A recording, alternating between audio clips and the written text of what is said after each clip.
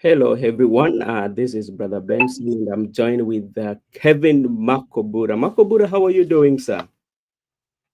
Good evening, I'm doing good. I thank Yes. God. Uh-huh. Mambo iko shwari, nashukuru.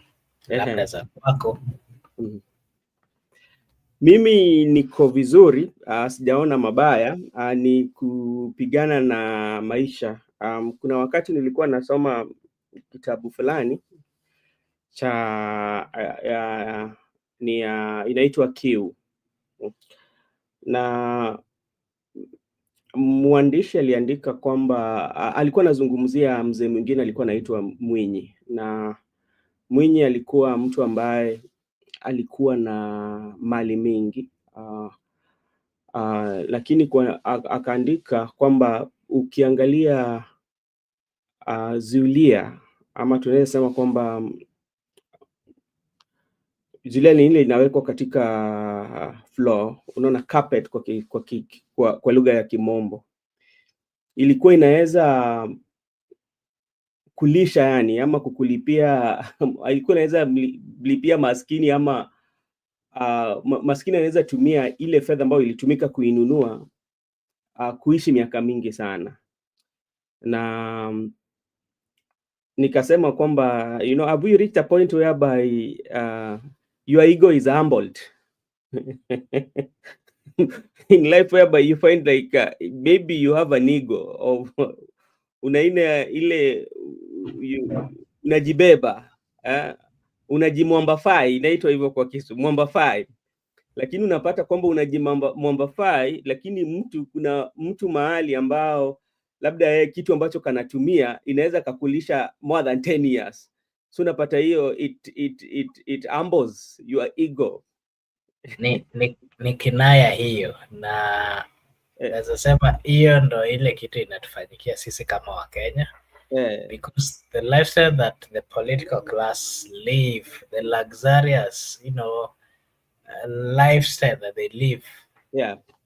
For example, hata gari tu yenye mmoja wao anatumia inaweza kukulisha maishani mwako yote, because some of them go. Just the other day I saw a politician bought a vehicle costing 40 million, and you ask yourself, 40 million,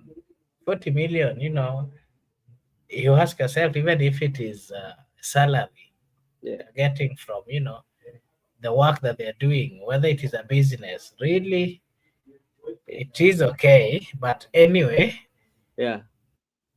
hiyo ndio maisha ambayo sana sana huku Afrika. Just the same comment that what you've just said. The president of Uganda was also worried, according to his statement. He was saying that he's worried, and anashangaa ni vipi wa Uganda wa Uganda hakuna wengi wao, the level of poverty is so high according to him, that a good number of people from Uganda wengi wao hawajai shika milioni moja Ugandan shillings. You know that if it translated to Kenyan shillings, it comes to around 35,000 Kenyan shillings. 35,000. Something similar to that. Let me just do that calculation, and 1,000. Okay, let me just do that and show you that simple calculation. Because this is Africa, and it's so unfortunate that these comments are coming from the head of state. Coming from the head of state. And so you ask yourself, where are we headed? If the head of state can come out na kusema maneno ya hiyo ni kama maneno ya kukejeli.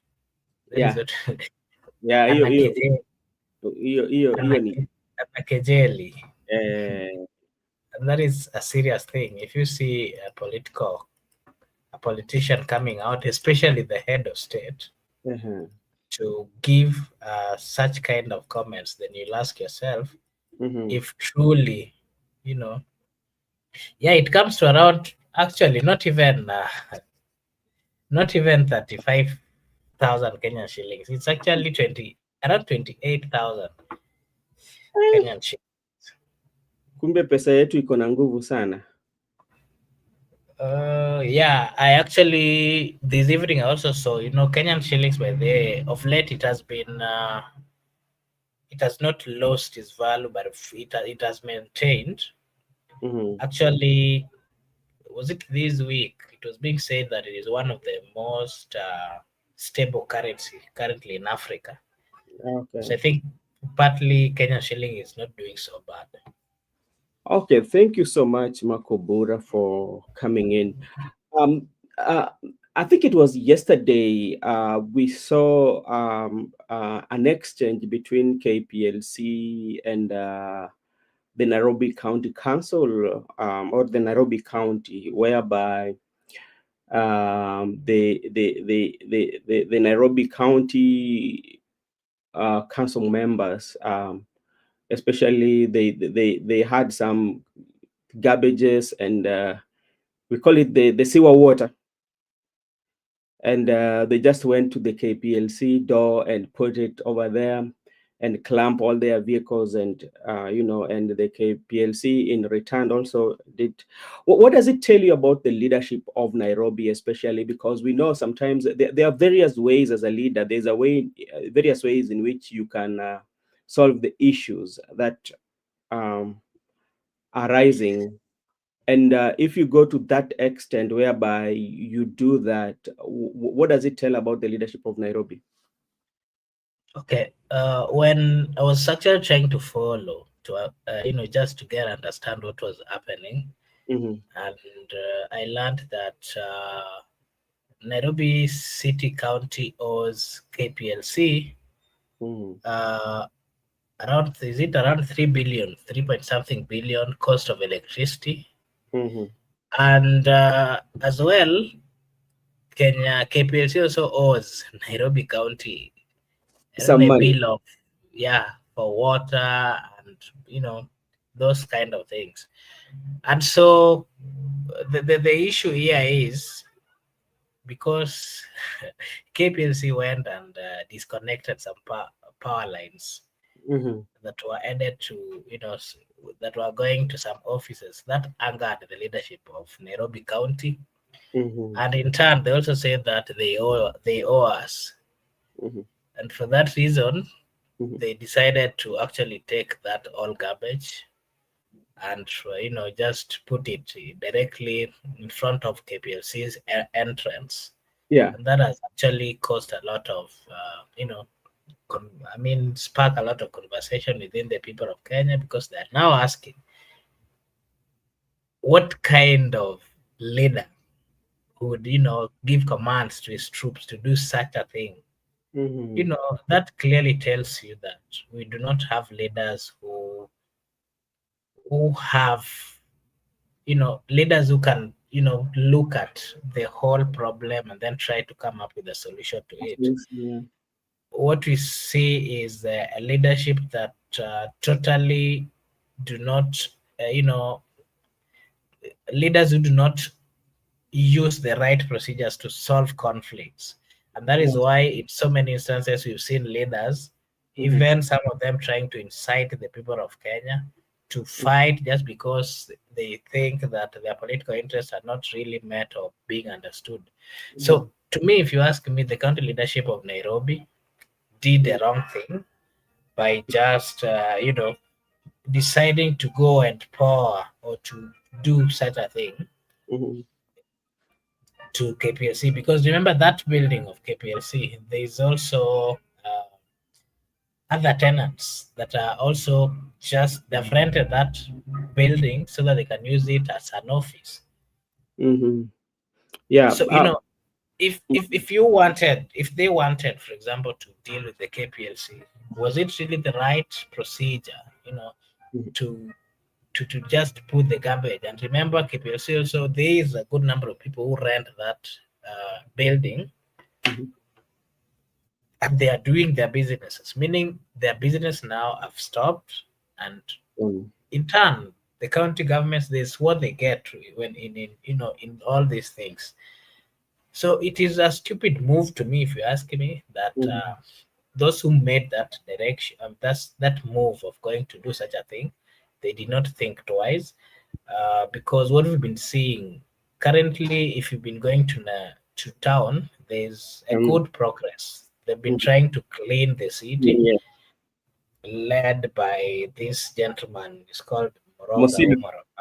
Yeah, he's been doing a good job that we can actually applaud.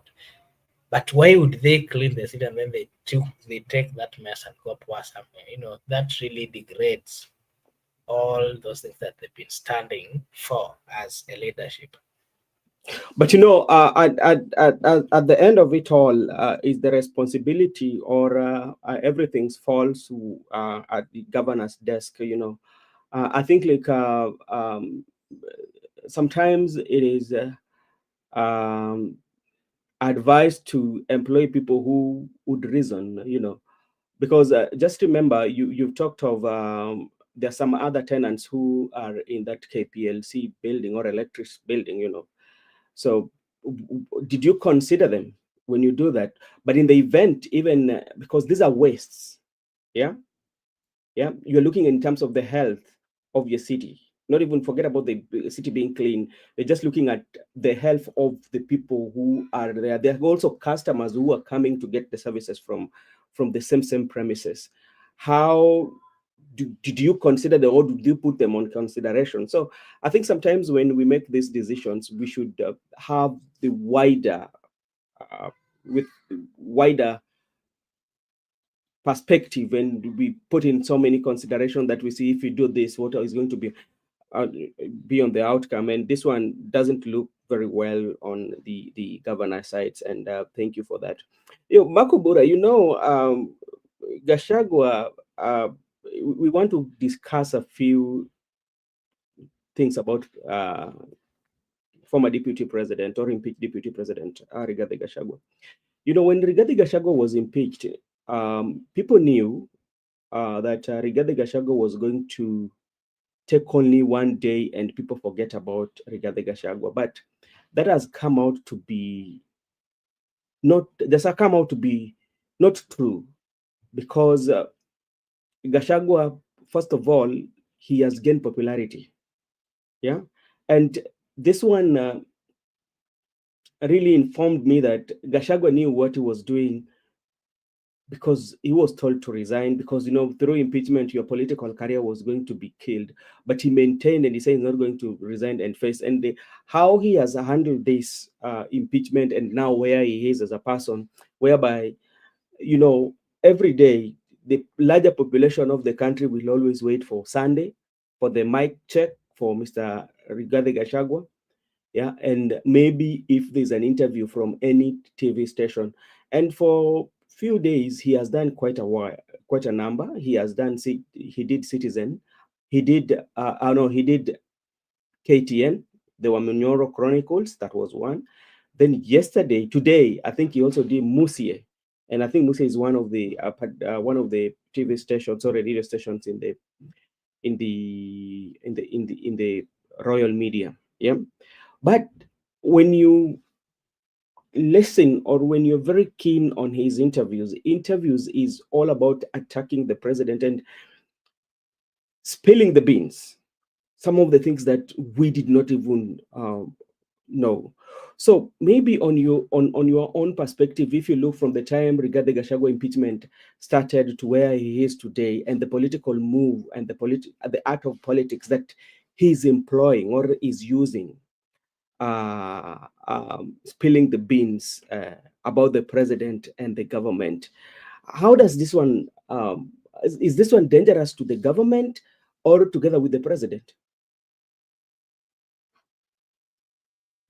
Okay, just the way you've put it, most people thought that with that impeachment, Gachagua would go and no one would actually listen to him again. Mm-hmm. But again, he has remained relevant because the situation in the Republic of Kenya currently is not so good. Yeah. And remember, he was impeached amidst the differences that the political class had with the citizens, especially the youths. Yeah. And it did not really take too long after the the demonstration by the youths. So remember the youths of the Republic of Kenya, majority who had a stand that the president is not really doing the right thing, leading the government, and part of the failures of the president, the youths believe that is what caused, the problems that they are facing. Some of which were, high cost of living, the issues of financing and all those. So Gachagua has mastered a good way of dealing with all this because he has also fixed himself as part of those who are protesting. And so, in one way or another, you can say that he's part of those people who are having a divergent opinion towards the government. And you remember there was a good number of people, the youths. The number was so huge. And so he has come this side and he's found himself with a majority.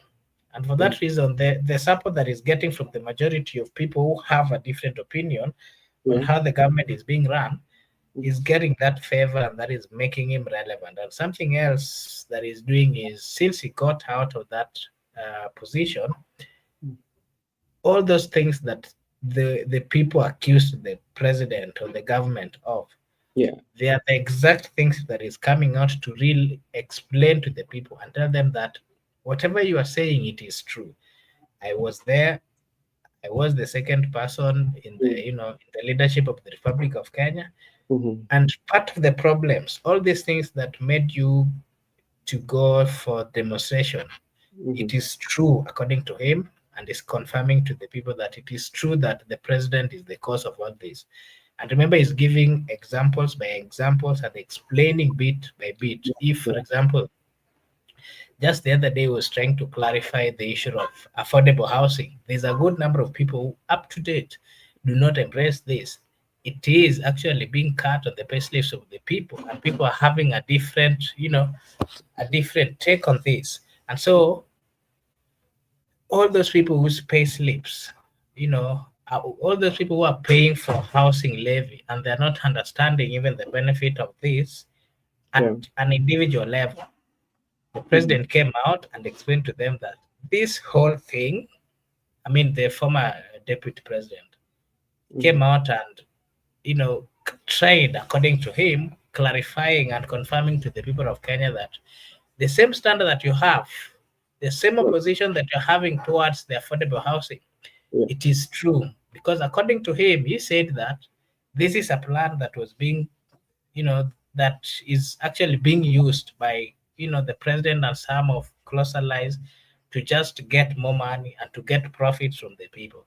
For example, something else that he talked about was the issue of Adani. The people of Kenya had problems with Adani, and that is part of the reasons which made the people to go for demonstration. If you remember the young gentleman who was rescued by Eric Omondi, during that demonstration, he came out and he started saying that, kwani huyu Ruto ni nani? Yeye anataka kuuza airport. Kama Kibaki alikuwa hapa, Uhuru alikuwa hapa na hakuuza. Kwani yeye ni nani? So remember all those people who had that specific stand. Now Gachagua came out and really told them that it is true. This Adani thing is not really a good thing. It is something that is going to, make us into problems. And even the owner of the company is a scandalous person. And so, Gachagua is simply trying to confirm to the people that their cries, their problems, and all those things that are not clear from this government are truly being performed by the leadership of this government. That is why he has gotten a lot of support from the ground. Okay, and do you think, when you look at it in your own view, ever since, because like this is something that you have followed, the art of politics that he's doing when he's giving the mic, he's spilling the beans and telling us all like as I asked you earlier, some of the things that we did not know, is this one helping him politically? Remember, in the Republic of Kenya, currently we do not have an opposition leader. We do not have the opposing side, active opposing side. And that role has been taken by the people of Kenya. They are using it and they're expressing themselves in whichever way. Most of them are doing it via social media. Yeah. And you know, Gachagua is coming out to be a representative or to be a spokesperson of the silent opposition or those who cannot do it on social media. That is the feeling on the ground. Yeah. And that is why the majority of people from the Mount Kenya regions are currently listening to him. Because remember, the president promised so many things. Yeah. Issues to do with business, which is at the core of the people of Mount Kenya. That is part of things that he has not delivered. But instead, he has come up with high taxation measures, which are really choking the business people. And this is becoming a mess in the republic. Okay. And so Gachagua is simply confirming to the people that, he came, told us that he was going to make businesses easy. Instead, he's taxing us more, and part of the tax that he's collecting are really not getting back to, continue helping the country, but instead, part of this money are being taken to pockets of business people and, the political class. So this is the reason why he has known the former deputy president has gotten in clear that for him to remain relevant, for him to, for people to keep on talking about him, he has to speak those things that are really affecting the people. Okay. He has to continue talking about it to remind the people that it is the government that is making them. Problems are in Kenya today. For example, I want to tell you, if you wake up today, the problems which are here, if you wake up tomorrow, they're going to get more. The other day, the more you wake up, the more the many problems come. Yeah. So Gachagua is simply confirming to you that today, even before you wake up, if you wake up tomorrow, it is going to be more. And what is the cause? What is it that is making it, making it more tough? It is the actions that the government is taking. And truly, if you also try to follow the behavior of the political class led by the president, they somehow confirm that truly, whatever this gentleman is telling us, he was the second most powerful. He had the access and all the informations. Part of these things we are seeing, for example, the RFS, these leaders who just signed the South Sudanese. Yeah. He is saying that he was told to invite this guy, and he has evidences for all these things. The issue of, for example, the housing. He was also saying that there was some meeting with some Indians, and he has evidence. When people get to try to scrutinize to see whether whatever he's saying is true, of course, internet do not lie. We find these things, and then we tell ourselves that it could be this gentleman. These are the reasons why he was impeached, just because they had seen that he has a character that cannot make him, to keep quiet, that he would spoil things, and that is why the possibility was thrown out. So these are kind of things that the former deputy president has mastered and is using it to attack the regime to the highest. That is my take. Okay, thank you so much. Let me take this opportunity to thank Peter Kimani. Good evening, everyone. Good evening, sir. I hope you're doing well. And Brenda, thank you so much for watching. Hi, my friend Peter Kimani, that is Gibson Connor. Thank you so much. And hi, Kevin Makobura, and hi, Brother Benson Media. Thank you so much. We are doing good. We are just trying to have a recap on Rigathi Gachagua. Ever since Rigathi Gachagua was impeached, we all knew that Rigathi Gachagua is going to disappear from the political scene and he would go to Amunyoro Nyeri and forget about him. But that is not true, because now if you give Rigathi the mic, he will be miking. And when he mics,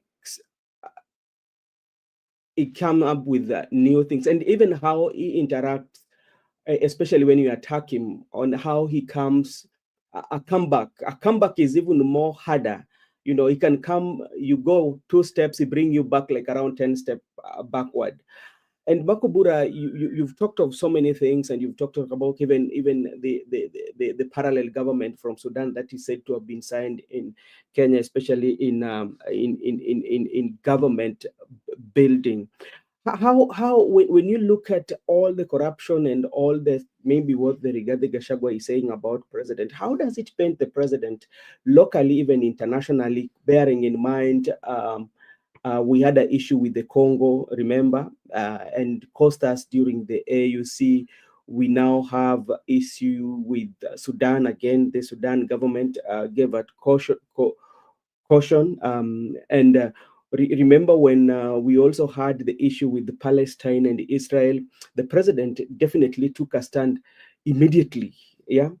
So how does this one portray the president in the country and maybe globally, based on every time what Rigathi Gachagua is accusing him of when he's given the mic? Okay, if you remember, not so some weeks ago, the president was nominated to be number 2 most corrupt. Yes, I can remember. Do you know part of the reason why that announcement came is because of the consistent conversation between the people of Kenya, especially on social media, and any little evidence that they get, Yes, they use it to they throw it everywhere worldwide.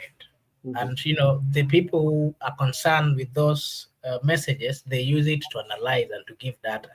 yeah.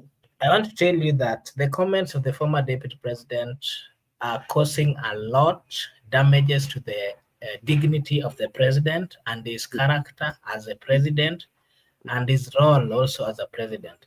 Because I think the president has also not. But if you ask me, I would say that Gachagua is saying the truth, because part of most of these the things that he's saying are truth. Yeah. Because remember when the president was elected, and the issue of Israel was there, and even the issue of LGBTQ was there. There was so much pressure that countries needed to give their stand on, their stand against the wars that was happening in Israel. And the president came out without without looking at the deeper meaning of what he was doing. And he got a stand and he said that this is our stand as a country. Yeah. After some time, there was a head of African states, and they were supposed to speak. And, he spoke as if he was speaking on behalf of the people of Africa. And, so many, if you remember the president of the United States by then, he really congratulated and even used to say that, these are the kind of leaders that we want. And that, courtesy of that, he was even invited in the United States by President Biden. So the African states, heads of states and the people of Africa are seeing William Samoei Ruto, our president, as a president who do not have a stand, as a president who makes stand to just, try to satisfy some other people's interest. He makes stands, so that he can be seen as a popular person who makes stand very fast. And that has really cost him. Part of the reason why Raila lost AU is because, a good example, you saw what the youths or people, the Kenyan people were doing. Some of them were even tagging the head of states from other regions. Sending messages. Yeah, and they were giving them clear reasons on why they think that Raila should not be voted. Some of them were saying that he is a puppet of the president of Kenya. And some of them were saying that, maybe he's going to perpetuate, the interest of, those who have been working with the Kenyan president. And again, the problems that Ruto has also made is consistent stands which are not, he proclaim himself about something and then he changes without clearly looking back at what he had said. Yeah. The stance that he had in the DRC really cost the people of Kenya.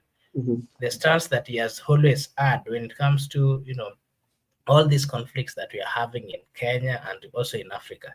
If you see, for example, the issue of Haiti, Was it really necessary for the people of Kenya to take their troops to Haiti?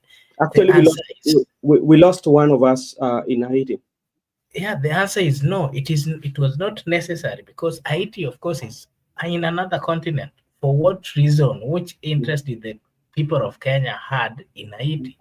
If there were other countries that had interest, are the countries that are surrounding, Haiti.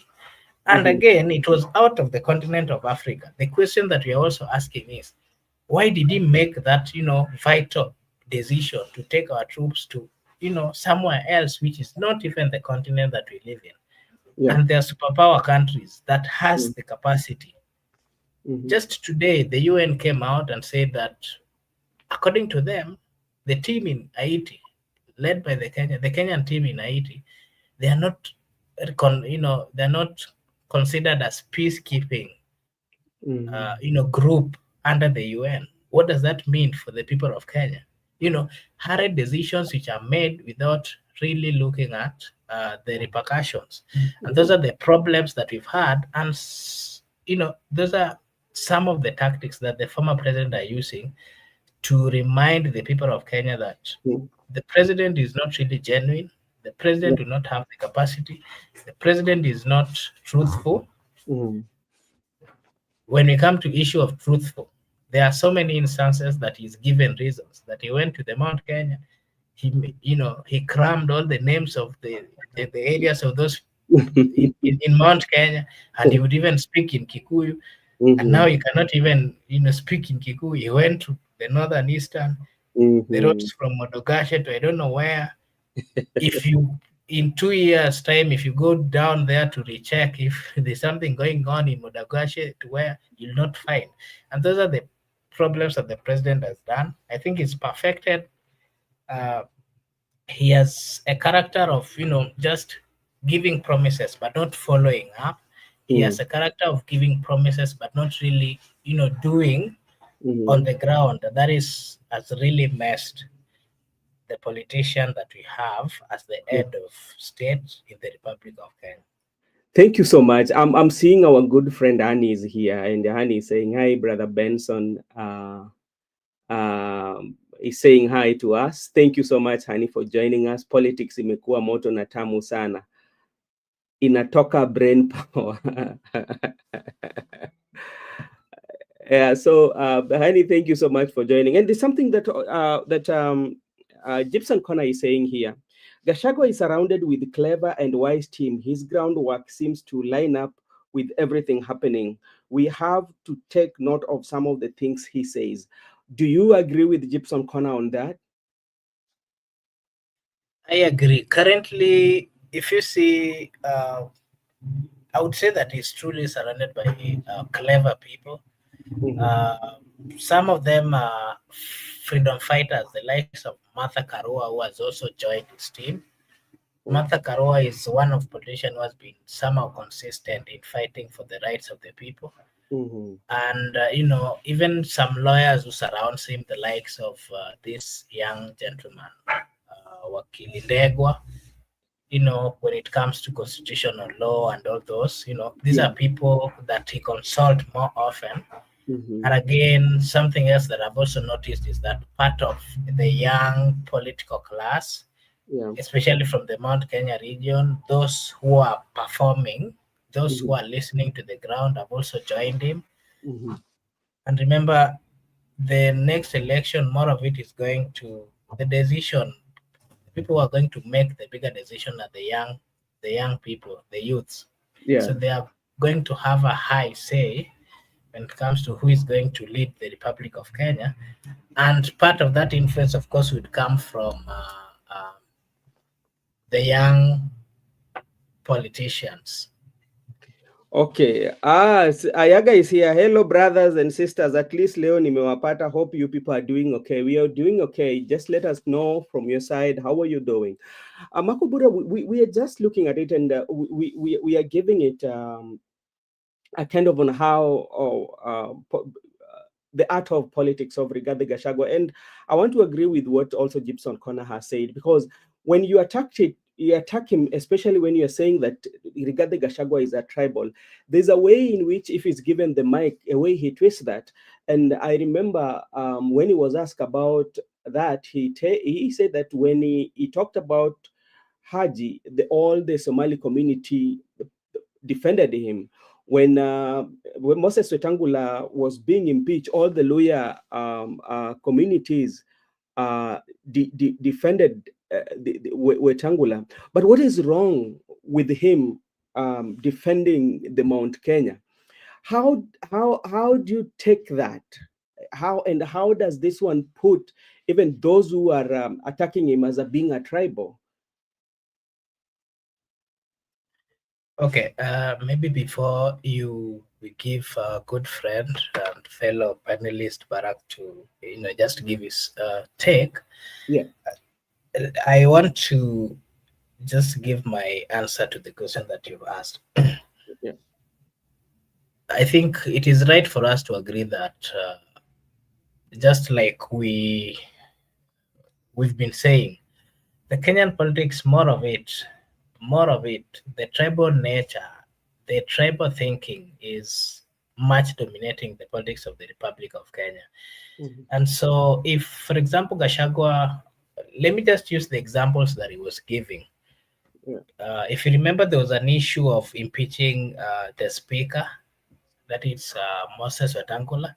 If you saw how the people from the western side, some members of parliament came out to fight for him.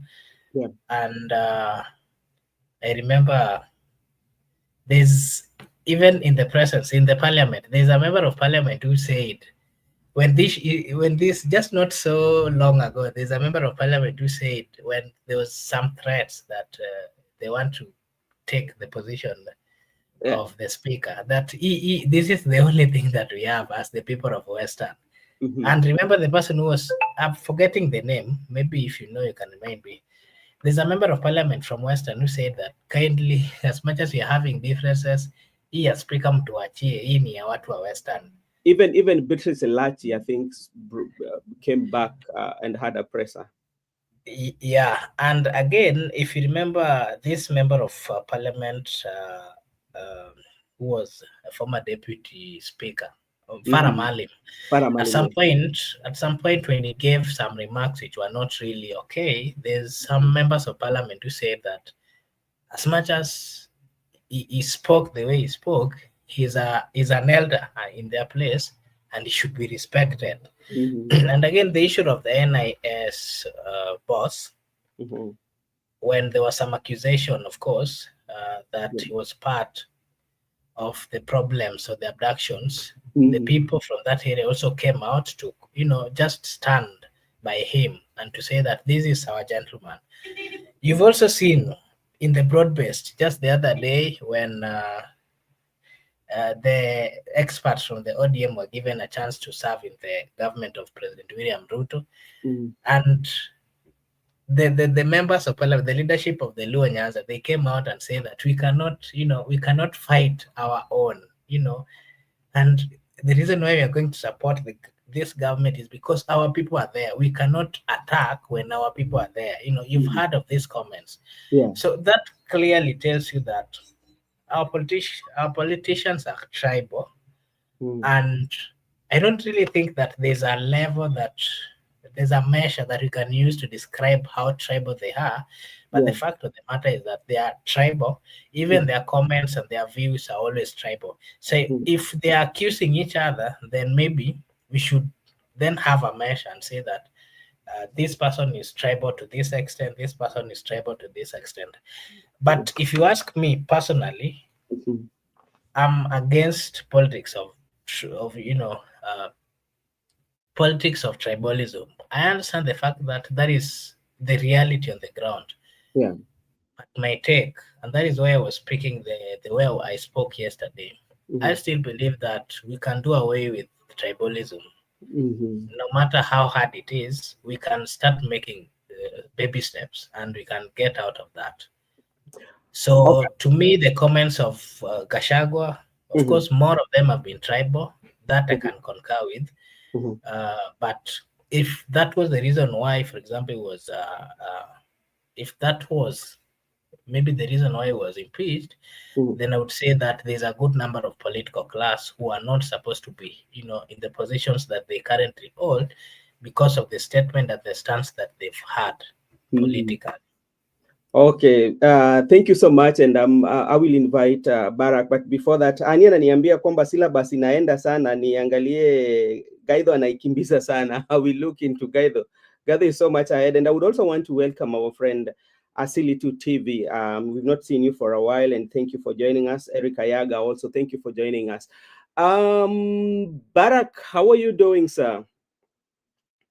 Good evening, Brother Ben and Brother Mark Obura. And good evening to all our viewers, wherever you are. I'm doing well, and I hope you are well too. Yeah, we are doing fine. We are just discussing about Rigathi Gachagua, and we are doing the recap because when Rigathi Gachagua was impeached, we did not know that he might gain the popularity, and now he's Mr. Mike. Each and every Sunday, we do wait for Rigathi Gachagua to be given the mic, either by going to the church, and everything that he says, he spills the bean on the president. And I asked Makobura earlier, how does this one sit with the president, especially with his allies and the government that he leads?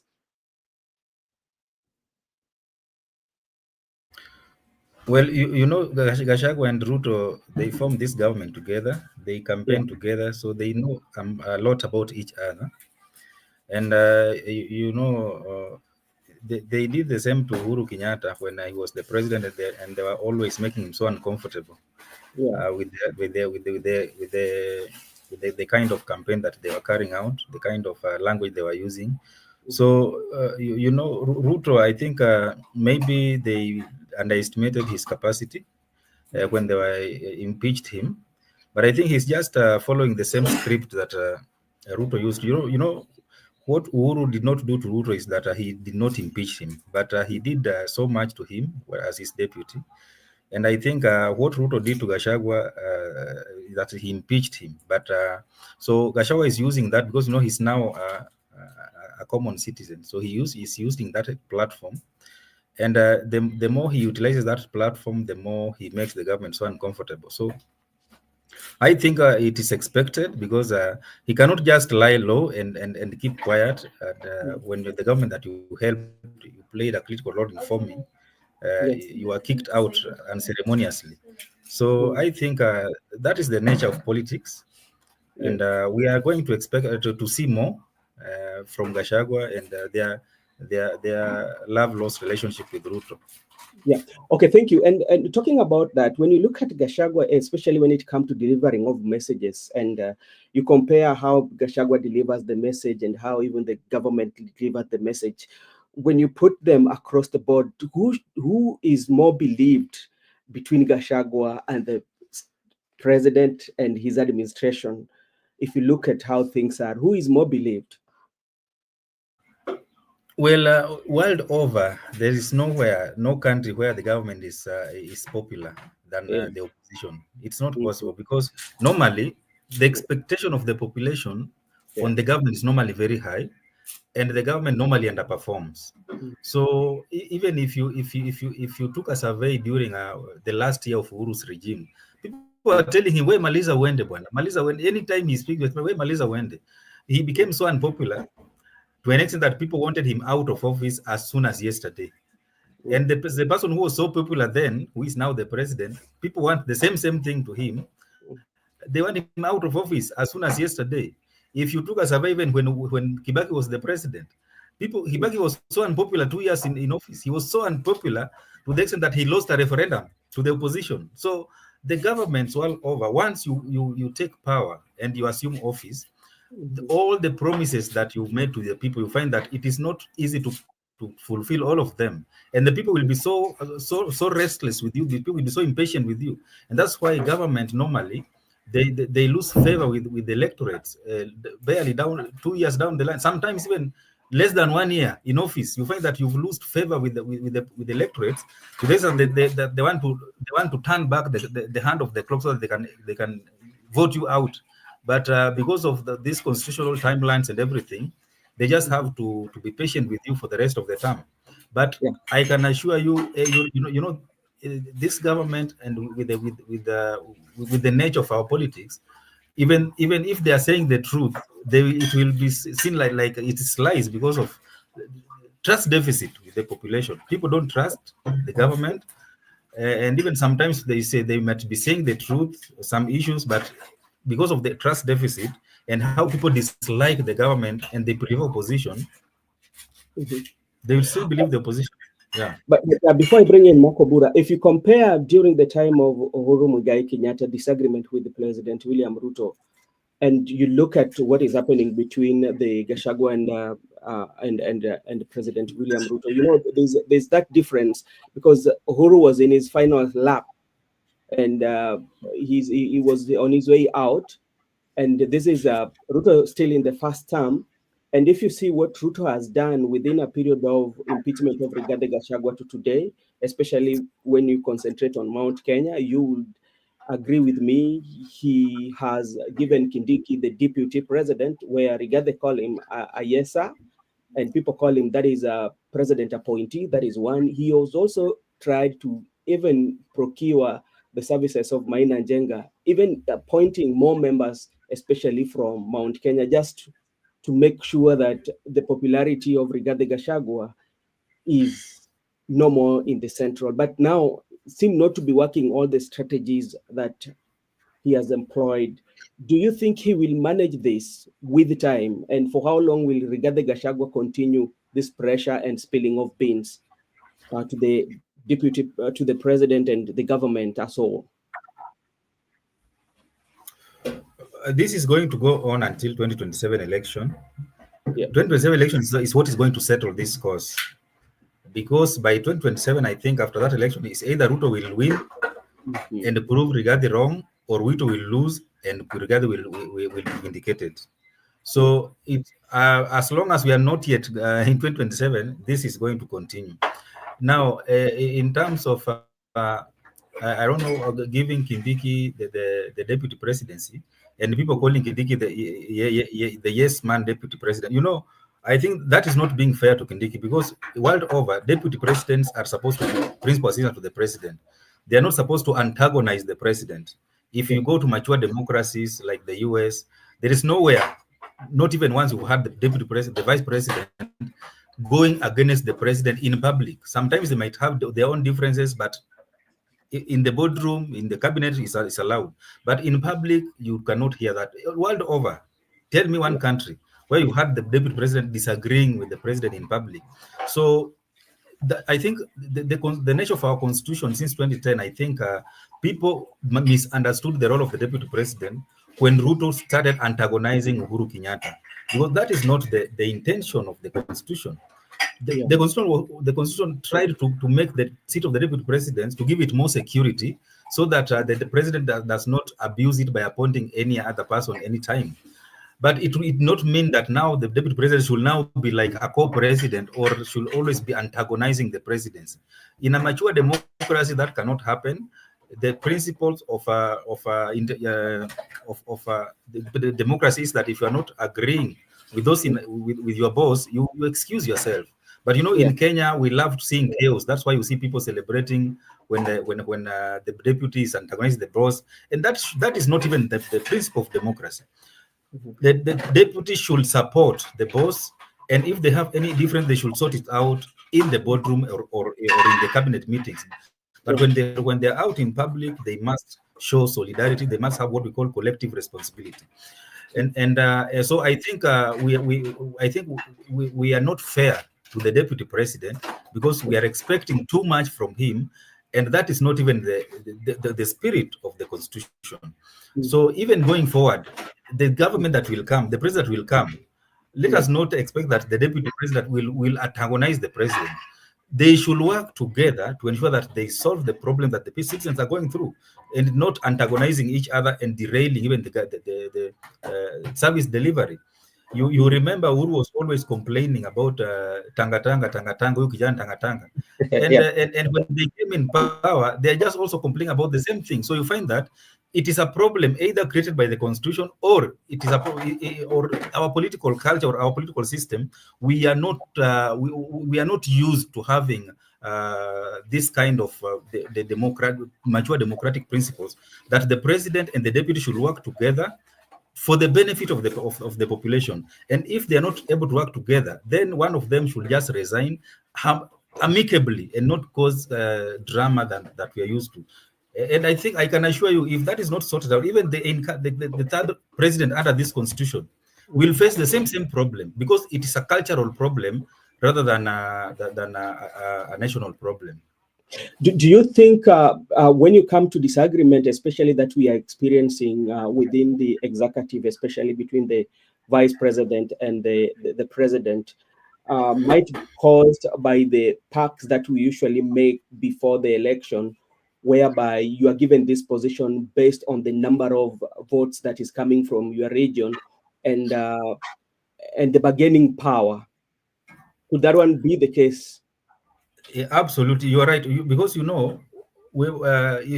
2010 constitution, you find that the president and the deputy president, it's like a tribal arithmetic or tribal census, ethnic census, where the large tribe, the Kikuyu and the Kalenjins, merge together, and one you take the presidency, another take the deputy presidency.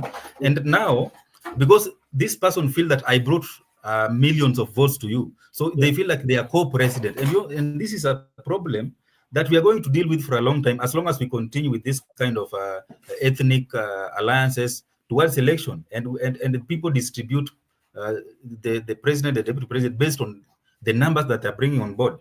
And you remember, even yesterday, Gachagua talked about the campus having very few votes that cannot even take the presidency. So because that is our political culture. We come to the negotiating table with what are you bringing on board? How many votes do you have? And that's why you see when Gachagua is working so hard, it was being said before impeachment that he was not controlling the Mount Kenya votes. And that is what he has been trying so much. Okay, I hope Barack will be back. And I'm seeing Mr. Wesley. Thank you so much for joining as we still wait for Mr. Barack to continue with this statement. I think he has a problem with his network. And just on the comment section, I'm seeing everybody debating. This country is called Philippines. President disagree with the DP. Barack. Barack, go ahead. Oh, you done? I don't know when my network disconnected me. Okay, go ahead. Okay, let us just go to the next question, please. Okay, then I will come to you. I will. Oh, Marco Bura has left. Now, when we are geared toward the election, maybe if the election was supposed to be carried today, when it comes to election for the presidency right now, and the way things are, do you think like Gachagua is going or would be the better option for the country based on what is happening in the political landscape? I think Gachagua is going to be a better option for? I'm asking if the way now things are, because you see, like Rigathi Gachagua is the center of information that everybody is looking for, especially when it comes to the politics. Actually, is the darling of everybody, because everybody wants to know what is Rigathi Gachagua is going to say. You know, he gets more publicity than even right now Raila Amolo Odinga himself, to be very sincere, because he has been on the media for good time quite now. But let's say that the option of election of the presidency come, do you feel that he can be the option that we have to take? He cannot be a better option. President Ruto out. He cannot be a better option. Yeah. Why? So? Unless you know, I usually like reminding people where we are coming from and how we find ourselves here. Yeah. We've had a very serious politician in this country, and when a politician speaks, you take their utterances for granted, and once they get into power, that's now when you start seeing their true colors. Yeah. Take an example. When Ruto was campaigning, and people even Uhuru Kenyatta said that I know this guy more than you think you know him. I am wanting you not to vote for him. People said we know him better than you, and we are going to vote for him. The same people are the ones who are crying louder right now than even those who did not vote for him. You heard what Gachagua said on Sunday when he was in Meru, threatening the president not to set foot in Meru if Martha Koome loses his job, her job as the CJ. Do you know if he's not in power and he's threatening a sitting head of state that do not step your foot in this region, or else, you know, can you trust such a person with power? When Gachagua was the deputy, he substantiated that. When he was being interviewed by the city KTN, he gave his reason why he said that. No, there is no reason that you can give for threatening another Kenyan from visiting another region. That is not democracy. What kind of country do you want to turn us into? When Gachagua was the deputy president, do you know he threatened to eliminate Raila Odinga and remove him from politics for life? And you know, I don't know if you remember 2023 demonstrations against the 2023 finance bill. And Gachagua was waking up very early in the morning to go to his office to strategize how to, and even Raila's car was shot with live bullets. Yeah, these are the people that you want to entrust with the presidency, so that they will be killing people at will because you are opposed to their policies. You know, let us not behave as if we just landed in this country yesterday. We've been here. We've seen how these people behave when they're in power. And let me tell you, the presidency is not something to joke. You know, we've been treating the president with a lot of simplicity, and we've been ending up in problems. A person who should be the president must be someone who can manage his temperature, his temper, so that he will not abuse his power to eliminate his opponent because they are not in agreement with their policies. Yeah, you remember when Gachagua went to Ukambani and he told them that they have very few votes. You know, sometimes these things that we speak as if we are joking, or sometimes we speak because we are in power, and then 1-2 years down the line, they start biting us back, and now Kenyans, because of their emotive nature and irrationality, they start now sympathizing with you because they are, and they give you sympathy vote, and then they start crying again after they voted for you. The same script that Ruto used to get into power is the same script that Gachagua is using now, and once he gets into power, then people will start crying again as if he made himself the president. So Kenyans must get serious and start analyzing leaders from their track record. Let us analyze leaders with how they conduct themselves, how they speak, what they mean for us as a country. Because you are not going to be a president of a village or a president of a region. You are going to be a president of the whole country, and you must understand that Kenyans are free to move in this country from one region to another without threats, without intimidation. Even if you don't agree with their policies, they are free to move. The same way, you cannot stand in Kondele and tell Gachagua, do not set foot in Kisumu, because he's a Kenyan. He's free to visit. Yeah. So let us analyze these issues objectively. Let us not be driven by emotions and subjectivity. Okay, thank you so much, Makobura. What about you? If it is maybe we are going to election today, and we say that is Rigathi Gachagua the best option for the country amongst what the presidential that we might be having? Rigathi Gachagua is not the best. Ruto is not the best. And yesterday I said here very well that I still believe there are options. As much as we keep talking about Gachagua, Ruto, Raila, Kalonzo, there are other people who have also come out and they have said that they're interested in this seat. Yeah. We have problems as a people of Kenya, and the characters of Ruto, the characters of Gachagua, the characters of Raila, Kalonzo. If truly we want to change the Republic of Kenya, if we want to get out of the problems that we are currently having, then we should go for the options that are presenting themselves. People have said that it is not easy. It is tough to, elect or to give a chance to those options, but that would, of course, be depend on on the citizens of the Republic of Kenya. If we are going to keep on crying each and every year that Ruto is destroying our lives, our Republic of Kenya, if you're going to continue crying that Gachagua is being tribal, if you're going to keep, crying that Raila is, doing 1-2, if you're going to keep on crying that this famous political class are, not doing what is right, then it is up to the people of Kenya to make that decision. Me, if I'm asked, the names that you have given, they are not the best options for the Republic of Kenya. They are the people who have they have led to the widening gap between the issues of tribe and, the problems that the people of Kenya are currently facing. Someone might argue that this is Kenya, that we vote based on tribe or based on, the fame of political class.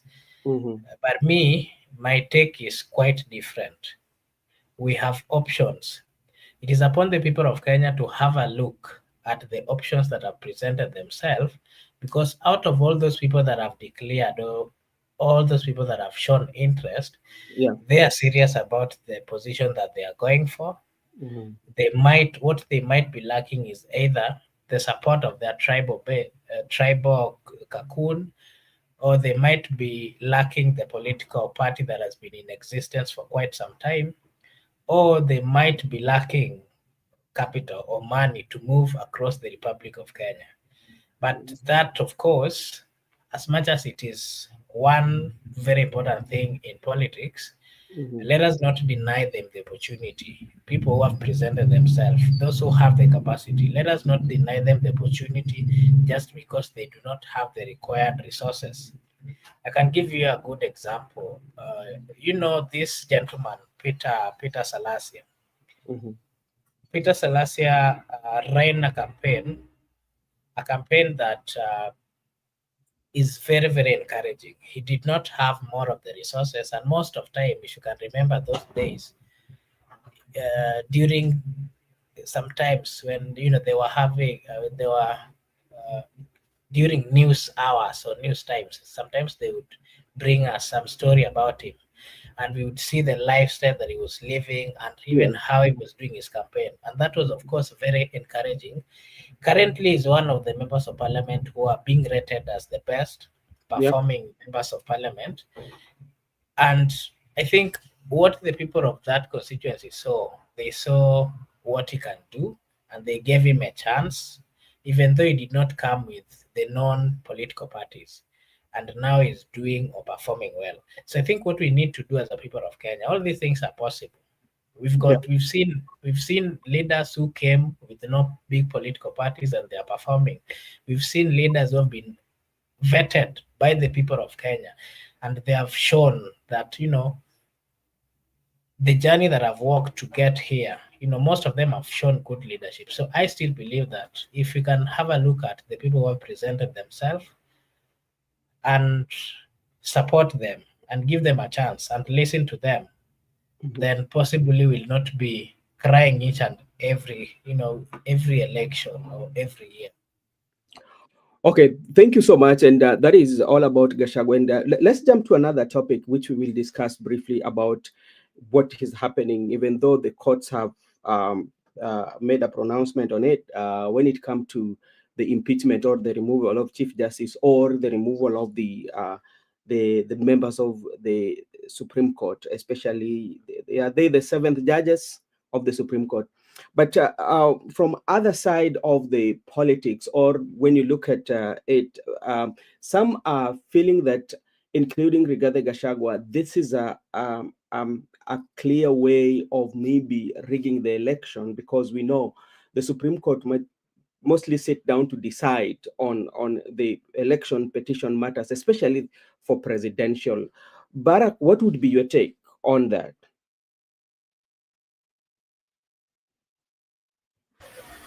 Well, in this country, everything we do, we are usually very curious with tagging it with the election. We tie it together with the general election because we are so political. I think if there are any grounds that are really proven beyond reasonable doubt that the Chief Justice, not the Chief Justice, but the High Supreme Court judges have broken the law or they've committed any crime, then the due process should be followed. But no individual holding a public office should be victimized because of any political reason, because of any political affiliation. Because once Supreme Court is the apex court that we have in this land, and it is the highest court, and the characters of individual holding this or the position in this office must be of high integrity. Remember, during Maraga's, the CJ, when he overturned the presidential election, they earned the respect of not only Kenyans, but even the whole world. Yeah. And I can assure you that judgment will be quoted in courts, in rulings, for even more than a decade. Yeah. Because it was a landmark ruling and it was so outstanding, overturning a win of a sitting president. Never happened in this continent. So that shows you that the people who are holding that office were of high integrity at that particular time. Now, come 2022, and you know what happened in the Supreme Court and the judgment that was rendered by led by the Chief Justice, Martha Koome, and the response of the public. It was clear that something was wrong here. So the same people who are criticizing the Supreme Court then, because of their political affiliation, are right now the chief defenders of the same because of the shifting of their political affiliation. So this shows you the hypocrisy of the Kenyan people, that they are not objective when they are supporting or opposing either side, but they are always led by emotions and the current political realignment of the country. So you'll find that someone who was supporting something today because of maybe a political interest, tomorrow he will be #1 opposer of the same thing that he was supporting. And that's what I usually insist, that as Kenyans, can we work on us? Because we are the problem. Yeah. I see my brother here, Eric, saying that Ruto is our problem, and any method that of removing this, we don't care. I can assure you, we Kenyans are the problem. Even if you remove Ruto and put Gachagua, even if you remove Ruto and put yourself, I can assure you, if we don't work on ourselves, we are the biggest problem, because we don't even know what we want as a country. Yeah. Because if you ask someone, why do you want the Supreme Court to go? It's because of political affiliation. And if you're the other person, why do you want them to stay? Because because of political affiliation. Can we approach issues objectively as a country? Can we approach issues without these emotions and taking political sides, so that we understand, do we really have a problem with the Supreme Court? If we have a problem with the Supreme Court, why then can the due process be followed so that we sort it out? And if indeed we don't have a problem with the Supreme Court, why can't we let them work and complete their term? Because if we continue approaching issues with emotions and and aligning ourselves with our political affiliation, then we are going to make more problems, or to bring more problems to this country than solutions. Because you cannot have any solution if you are driven with emotions, if you are driven with irrationality, and if you are driven with political affiliation. That as long as you are the person you prefer, as long as the political leader that you prefer something, then you yourself you subject yourself to being irrational, that you cannot see any sense in the other person who is on the other side. And that is the problem that we have as a country. Back to you, Mr. Okay, thank you so much. And just to before I bring in Makobura, when you look at how the petition and has been taken through the JAC, and we're not going to comment on the matters because it is on the court, but one of the things that people are asking, that why is it that we so much concentrate on the entire Supreme Court judges, not as individual? Because the law provides that there's a way in which you can only remove one at a time, but you see, this one, we are concentrating on the all of them. How about that? Is there a problem somewhere?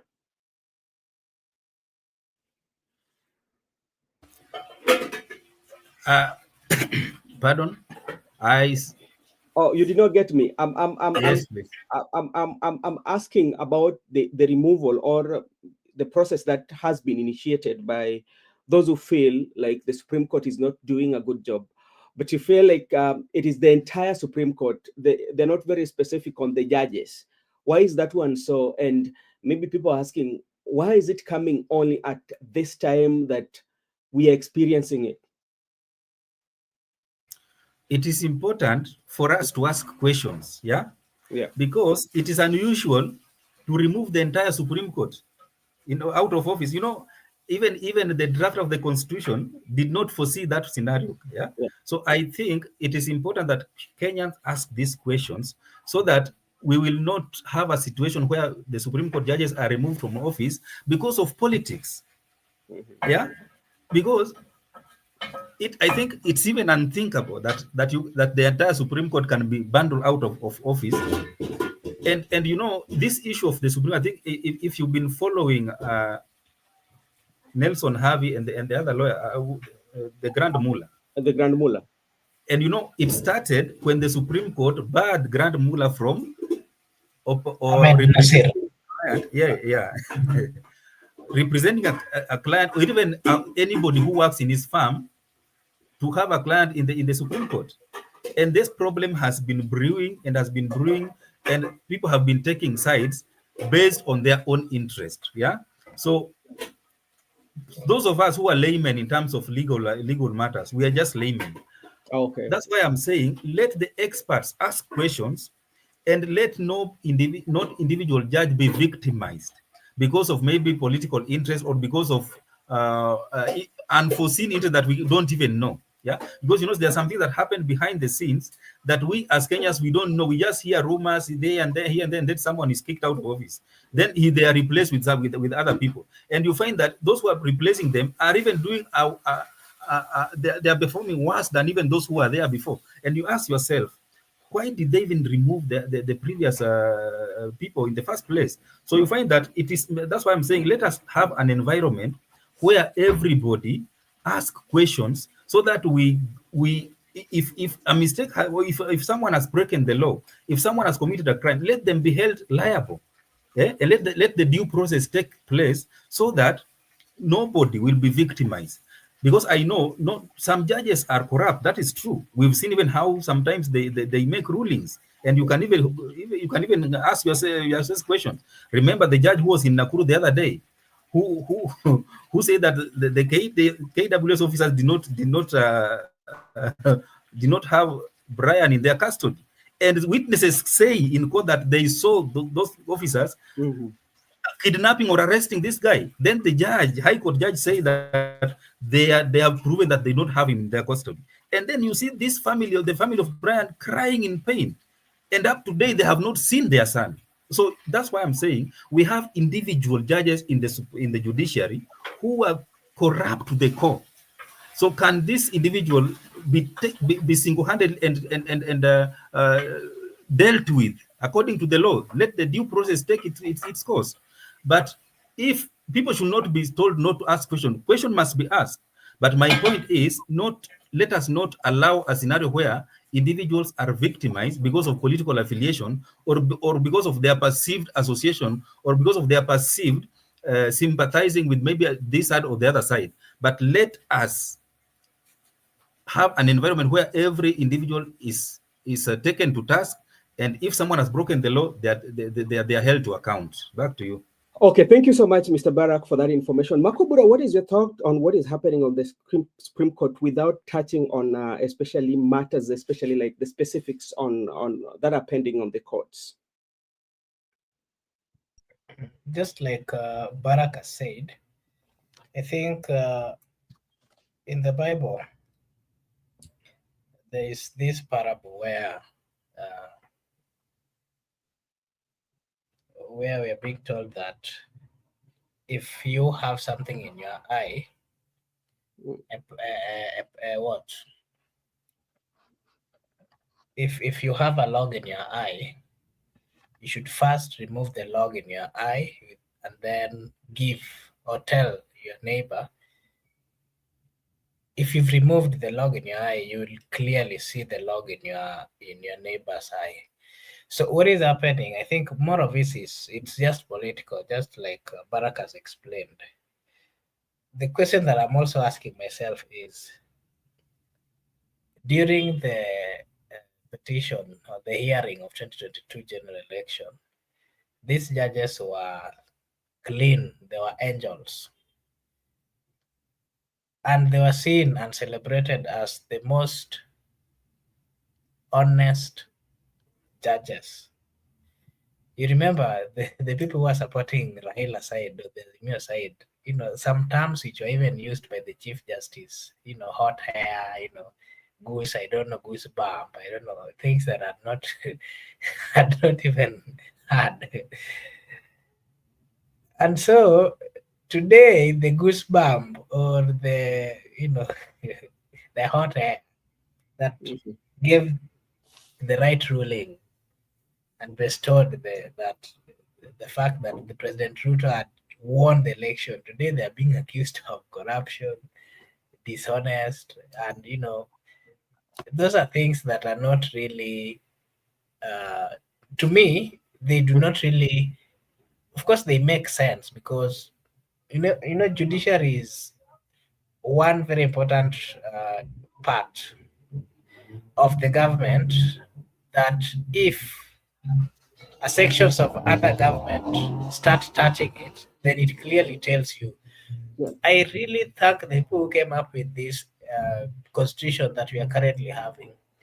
That constitution has really protected the interest of the people of Kenya as much as the political class, the politician, the executive has been trying to overthrow and to change and to do things in a manner that is not reflective of what the constitution says.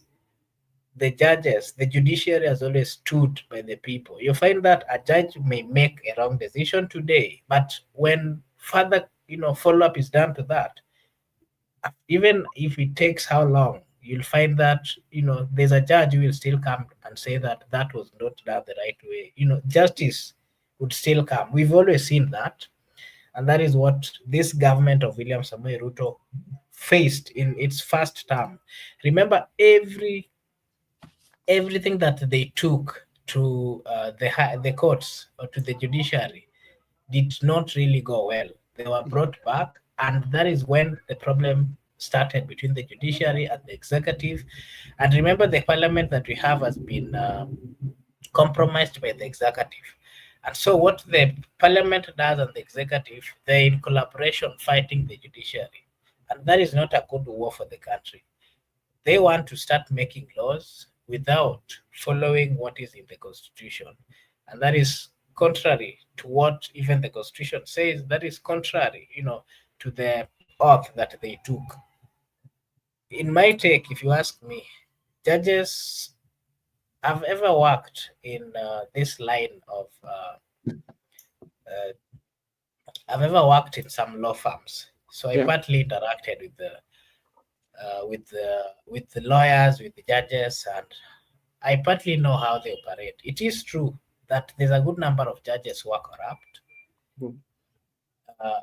But again, I think that is a role that should be there's a way in which all these things should be handled. Judges hold a very critical role in the Republic of Kenya. And if they are compromised, of course, the people of Kenya will never get what is right. They'll never get justice. But there are right procedures to follow when you have an issue with the judges. Remember, there's a judge who was removed from, was it how many, towards the end of Uhuru's government, because he was accused of corruption. But actually, remember, I'm forgetting the name. There was a judge who was removed. A judge or you're talking of Nancy Baraza? Not really. There's another one. I'm forgetting the name. The ones that Sonko was talking about, is it Majanja or no? Not Majanja. I know. Not Majali. There's one who was actually removed. I'm forgetting the name. Yeah. So of course he was taken Are through you all talking about those. Tanui or who? Yeah. Tanui or there's the one who received 200 million bribe from Kidero. You remember the case? The one that Yeah. Ruto recorded. Yeah, and no. He was he was handling the petition of Waititu when he lost to Kidero in 2013. Okay. He was a Supreme Court judge, Yeah. and it Yeah. was alleged that he was bribed by 200 million. Yeah. Then he was removed. Yeah. Yeah. So those are examples of judges that we've seen. Out of their conduct, they've been sent home. So whoever is accusing all these fellows or all these judges, so long as they have reasons to substantiate, so long as they have evidence, it is right. Let them continue with that. But if they're doing it out of their political interest, then that is really taking us back as a country, because it it makes us to just forget the entire reason why we are in this in this republic, and the reason why we even fought for this constitution that we are currently enjoying. Okay. Thank you so much. And let's go to our last session of this evening. And we want to look at what happened yesterday in Kisumu, because Raila is consulting. Even today, he was in Siaya consulting with people, and he's going to make his next move next week. That is what he said. He promised people. So by next week, we will know where Raila stands. Maybe Makobura, what is your thought on Raila Odinga doing consultation and maybe coming back to report to people? What is his next move? That's my question. Yes, sir. Okay. He said that he'll give a direction next Yes. week. Yes, we And the have question we are very well. The same Honorable Raila Amolo Odinga said that he'll be moving to different parts of the Republic of Kenya to try collect, information and to get to understand what the people want. I don't know whether by next week you would have managed to go to, to get to all these areas and understand what the people want. But according to me, what I'm seeing is I think Raila has already made a move, and he has decided to work with the president because the behaviors of his close allies can clearly tell. And all these, movements that is going to consult the people, I don't really think that is the case. Raila has already made a move according to what we are seeing, the comments coming from his close allies. Yeah. The Raila that we know, if truly wanted to engage the people, he would have started moving on top of vehicles here and calling, moving to different parts to just listen to the people. That has always been his way or his style of listening to the ground. Yeah. And then we've always seen him not making decisions that fast. But I think what happened, the meeting that he had with the president in Mombasa, and then immediately after that, he came to Kisumu, I think, to consult. Partly from where I said, I think he has made a choice to work with the president. He has also his reasons, but more of it, I think, is because of more of his close allies who are already in the government. I wouldn't think that the likes of Badi and the likes of all those people that he was working with who are currently in government, I don't really think that they would leave that government to go support another government of which they are not even sure whether they will get or not. So the position that they currently have, I'm quite sure that they would still want to continue holding those positions, and for that reason, they would convince Raila not to heed or to move to the other side. But of course, that comes with repercussions. Raila is a senior politician. He has always made decisions. At times, people see him like he's not making the right decision, but at the end of the day, he has always behave. I mean, people have always said that he made the right one, or he survived. So he has his reasons. They have their own tactic of how they're going to play it. Unless you ask me my own take on what I think about it, yeah. So just that is what I have to say. Okay, but why can't you talk about also maybe he's consulting to solidify his party? Because right now Sifuna is speaking his own language, Aladwa is speaking, Junet Mohammed is speaking, so he's just listening to the Orange Democratic base so that he can give them, solidifies them, then make an announcement. To solidify ODM, yeah, we're headed to 2027 general election, and realignments are there. It is a normal thing with politicians. Interests are going to change, promises are going to come, they're going to use, they do what we call bargaining. They go to this person, in this team, they bargain. What are you going to give us in return? They got this side. What are you going to give us in return? And then they try to see the probability of who is going to make it easy. And that is what has always helped them in making the decision.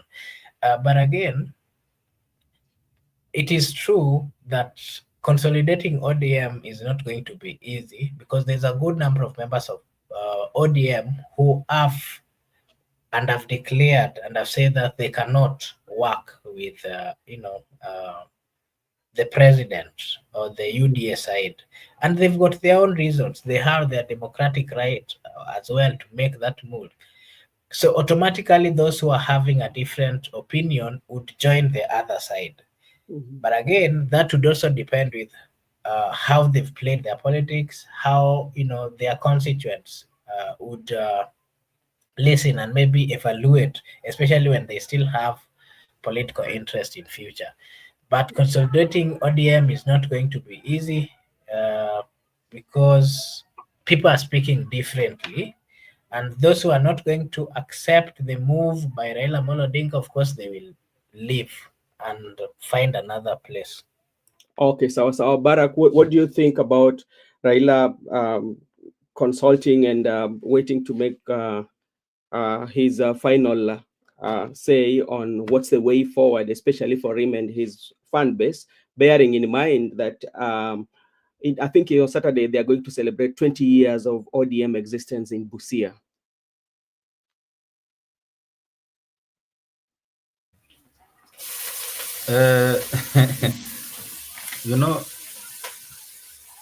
I think if someone thinks that Raila is consulting, that person must be new in this country.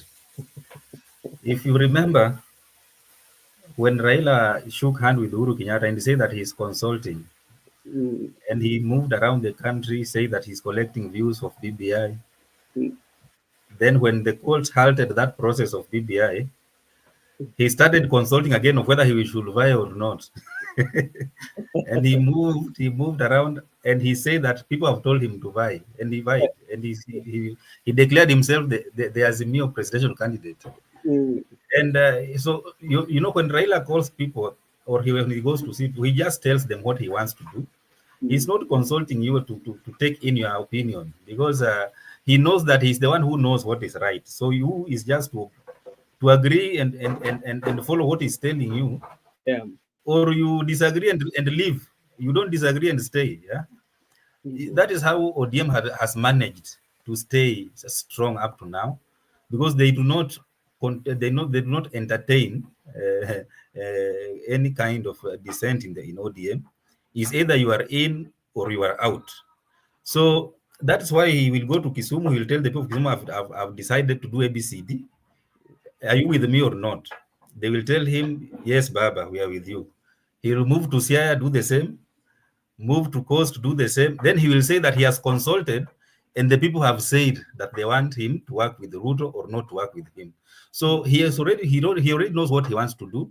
He has already decided the side he wants to take, but he just wants to say that he's consulting, so that when he announces that, he will be validating claiming that public participation has already taken place.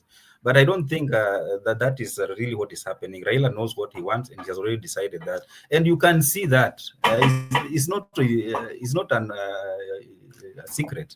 It's in the public domain that Raila has decided to work with the president.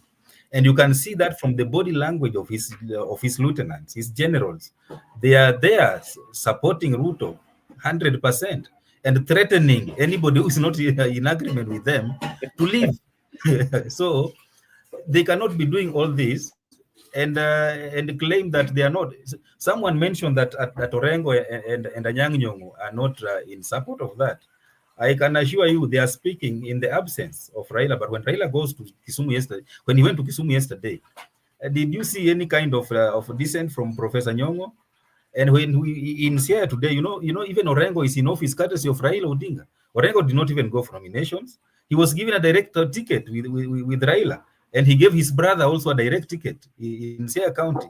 So those people are holding those positions courtesy of the dominance of Raila Odinga in Luo Nyanza politics. So they are there to serve him as their master.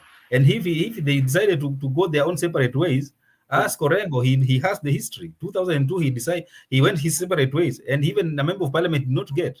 So if you are strong enough, that's why I have a lot of respect for a member of parliament of Ugenya, this guy called Honorable David Ochieng.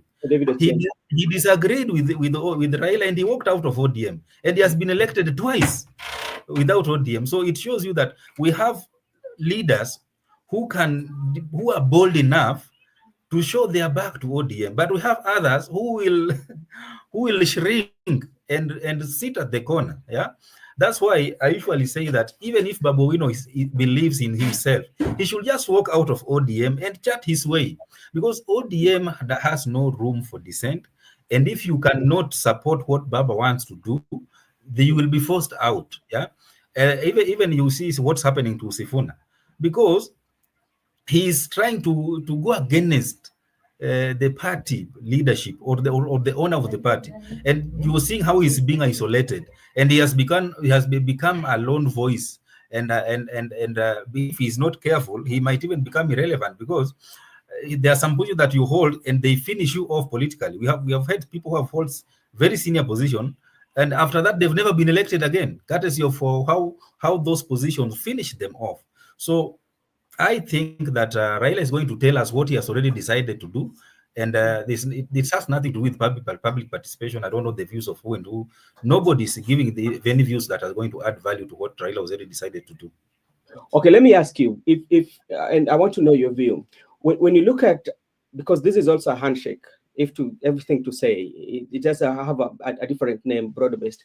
If you look at the handshakes that Raila has had, it has always been with the presidents who are exiting their office. They've done their term. And this one for William Ruto is in the first term of his tenure as a president. How is this one going to be different? Will he run or will he support? You know, this is different because, number one, you know, the president needed him when he fell out with his deputy in the first term. You know, it was not expected that Ruto will fall out with the Gachagua in their first term, because we were foreseeing a scenario where they will stick together until they finish their first term, and maybe they fall out in their second term. But unfortunately, they fell out barely 1.5 years in office. And whatever happened or what caused them the division, we are not really sure. We are just speculating. So to fill that vacuum that was left vacant by the fallout, Raila was readily available to fill the vacuum. And that is why he was forced now to shake the hands of the first term president in office.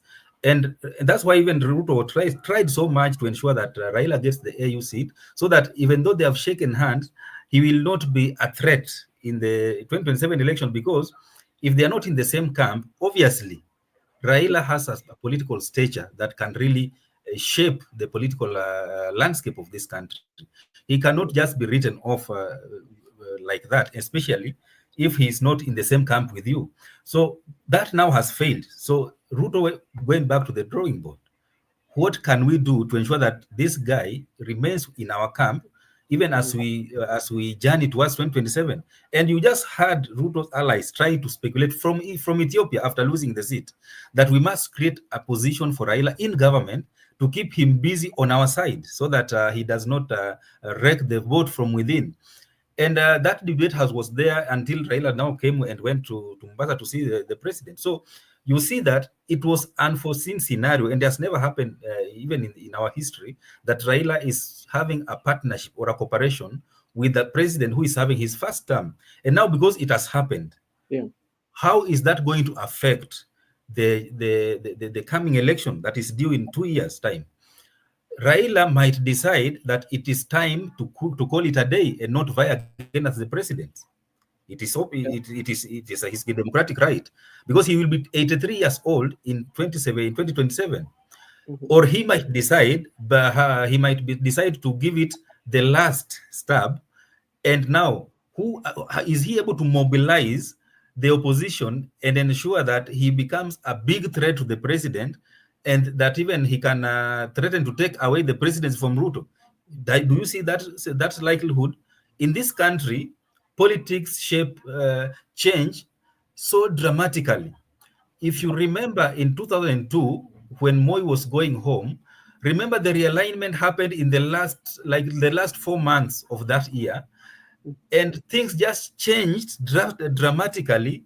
And Kibaki was now positioned as the favorite candidate, and he took over the presidency. If at the beginning of that year, nobody knew that Kibaki would be the president, and nobody knew that even Raila will lead a huge loyalist of KANU for many years out of KANU, the likes of Kalonzo, the likes of the Olentimama, the likes of Mudi Awori, the likes of George Saito. Those were KANU giants. Nobody knew that Raila would lead them out of KANU before 2022 election, when they were doing a merger at Kasarani in the beginning of 2002. So that shows you that in this country of ours, politics can change and take a drastic shift or a dramatic shift within even 3 months to election. So I think it is too early to be certain that Raila will go to elections supporting the president, or Raila will go to election being a candidate of the opposition, or Raila will go to election supporting a different candidate. It is too early, but events that will happen from today towards 2027 will play a critical role in shaping that election. Because even right now, we are more than 2 years away from that election, and so many things can change. Just remember, 2 years down the line, Ruto was the favorite of every person in Mount Kenya. Sakaja was the favorite of every person in Nairobi. Right now, the two, nobody wants to even to hear their name being mentioned anywhere because of how they failed in their responsibility. So 2 years is still a long time to change the political landscape of this country. So I believe that it's still too early to be certain that 2027 is going to be shaped by this, or 2027 is going to be shaped by this. Remember, when Gachagua was not that popular just 3 months down the line. But right now, he is a darling of every media house. He is a darling of everybody. If he goes to a church in Mount Kenya, they're just waiting for him to be given the mic and start speaking. So that is how Kenyan politics is dynamic, and that is how things can happen that can change the arithmetic of 2027 elections. Okay, let me just allow me to just add something on what Baraka said. Yes. If you remember, I've also said here that it is still early for us to say that President Ruto would retain, or Kalonzo, or Raila. And you've always asked here the role of the youths in towards the general election. And I remember the last time you asked a question, you were saying that why is it that the youths are quiet? Why is it that they're not coming out to give their to show their stand? And I also told you very well that we are 3 years to the election. What can happen towards a few months to the election can change, the final person that the people of Kenya would vote. That is why I told you the people of Kenya currently are very much active. The youths are very much active. Everyone is following politics. Everyone currently in the Republic of Kenya, they know that the president is so and so. They know that the former deputy is so and so. They know that the current deputy is so and so. These things, if you asked someone, during the time of, apart from the time of Ruto, of course, people were somehow aware. They knew that the president is, Uhuru, the deputy is Ruto. Of course, these are not very important, but I Yep. want to tell you that this generation is very much awake. They are following politics and social media. Because of social media, they are getting every news feeds at their fingertip, and they know the challenges that they are going through. They are trying to also follow the leadership of every leader, be it the president, be it the deputy. Social media also is not lying. There's a lot of storage of information in social media. So if the president makes a mistake, they refer, what did he say when he came to this constituency years ago? And those are some of the things which are going to help Determinant. in decision making towards the last days of that election. And I still believe that youths are going to play a bigger role on who is going to be the president in 2027. And they're going to they're going to decide this in the few months towards the election. 6, 5, 4, 3 towards the general election. And mark that. Social media doesn't lie. It Okay, keeps. we will come and refer, because I think we are not deleting this video anytime soon. But like, how does, like, now when you look at the president and how it stands, because Raila seems to be like that anchor that is anchoring this government. All hopes are pegged on him based on the reaction or how the population view the president, So is like Raila is anchoring this, But in the event that the anchor is not held by his followers, what will happen if he realizes that now the anchor is not anchoring?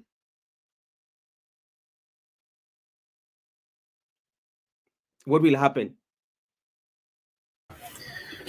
If Raila realizes that if Ruto realizes the anchor, because right now it seems like Raila is the stabilizer, is the person who resuscitated the government, especially during the Gen Z.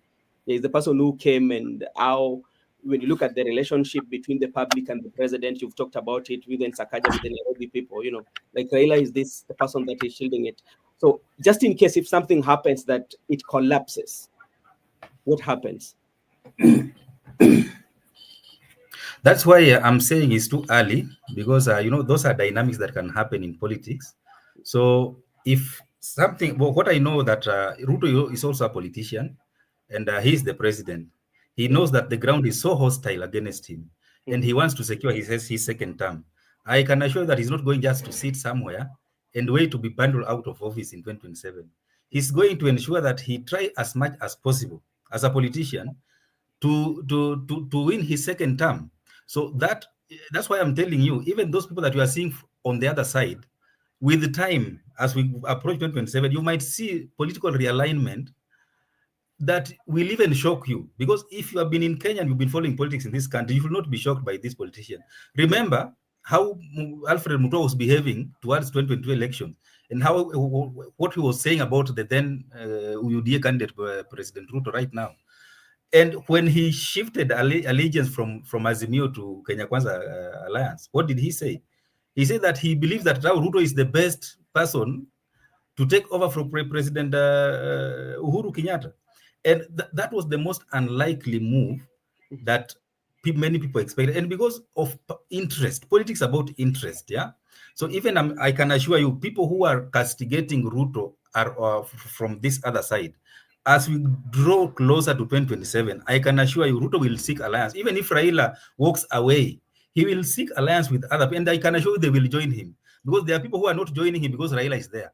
But once Raila shifts to the other side, there are people who will now not be on the other side. They will come to his side, because that is how politics work in this country. Ruto will try as much as possible to build alliance. Remember, in 2022, Ruto had ruled out any kind of alliance. He believed in everybody coming to join UDA. But when he realized that might cost him the presidency, he opened the door, and that's how he ended up bringing people of like Mudavadi, Wetangula, this guy of Pa, Kingi, and Alfred Mutau on board, and even Muturi. And they were coming and they were joining, and that's how they formed up Kenya Kwanza coalition. Initially, he was saying that they are going to election as UDA, no coalition. So that's what I'm saying, that even this time, I can assure you, they will go into a coalition with other, like they call themselves like-minded people. And these like-minded people will even people that you will not even believe. So that's why I'm saying it is still early to be certain that this election is going to go this direction, because 2 years in politics, especially in Kenyan politics, it's a lot of time. Many things can change. Okay, let me get your views, both of you, because I know you both of you are coming from the Lake region, and I bring you back to the history when we had handshake, especially the BBI.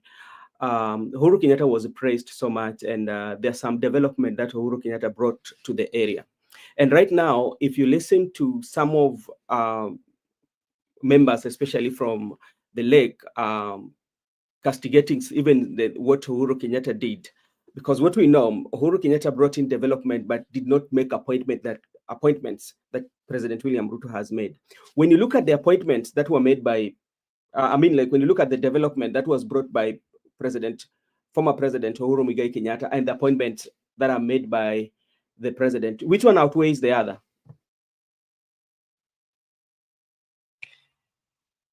I go first or Barack goes first? Any of you can go first. I just want to get your views. Okay, the difference. Yeah. I think the handshake between Uhuru Kenyatta and Raila Amolo Odinga, it was welcomed by all the citizens. This is my take. It is my thinking. So I'm not like, yeah. In terms of the development, compare the development that was done with appointments. Yeah, I'm coming to that. I think the handshake between Uhuru and Raila, it was a handshake that was welcomed by the majority of the citizens of the Republic of Kenya. And if in terms of development, where I come from, I can say that I don't know whether because I'm coming from that region, there's something that I can say that I saw under that leadership that was done. There's a road that was made under that arrangement, and it is one of the best roads in our area. And for the first time, we saw that tarmac, courtesy of that handshake. Since if I'm giving my opinion on the handshake between Ruto, and again, that handshake between Uhuru and Raila, it somehow brought peace in the entire country, and people felt like they belong, as much as he did not give positions to Raila's comrades. Yeah. But again, in this handshake between this broad-based, we've seen instances where comrades of Raila Amolo Odinga have been given the opportunity, but I don't know whether we should give them time so that we can wait and see what they can do. But so far, there's nothing that I'm coming from that region. If I interact with them, there's nothing that they've felt that this government has done. The issue of appointments. Yeah. They always say that, in Luo, they say that Telo Kandireka Ruto is a good thing. It translated to when leadership is in your village or in your home, there are some advantages that it comes with. The juicy that come with the leadership around that area. Yeah, so I'm not seeing anything juicy that it has come with. I'm not seeing anything juicy that it has come with. What I'm seeing is the people of Kenya crying to the comrades who are given the opportunity. And more of those people who are crying, some of them are coming from, those lake regions. But So the left partly, has, as much as they've been given the positions in this government, they have no influence like what we saw in the previous government. There was no any Raila person in that government, but Raila would speak as if he was the deputy or the co-president. He would say that I want you to make this road, and roads would be made. And we saw some of those, projects done in that area. In this government, we are having a cabinet secretary in charge of finance and treasury and whatever. We were being told that money is going to be pesa itakuwa inalala in lowland.